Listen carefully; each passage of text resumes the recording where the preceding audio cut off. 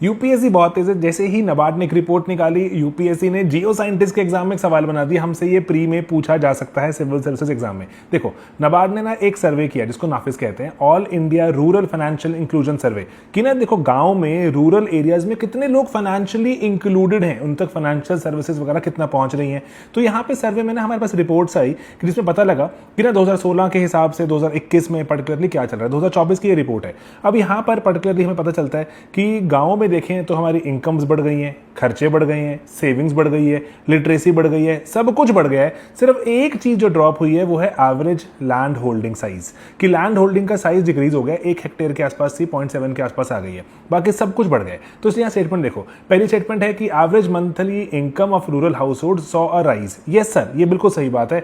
दूसरा, average monthly expenditure of rural house hold saw a decline, कि पहले वाले में इनकम बढ़ गई, सही बात है सर, एक्सपेंडिचर भी बढ़ा है, तो इसलिए सेकंड जो स्टेटमेंट है वो डिक्लाइन की बात करती है, वो सही नहीं है। इसीलिए दोस्तों ये स्टेटमेंट गलत हो जाती है। Only one is correct. इसलिए याद रखना, सिर्फ इस नाफिस में सिर्फ एक चीज जो डिक्लाइन हुई है वो है लैंड होल्डिंग का साइज, बाकी सब कुछ बढ़ गया।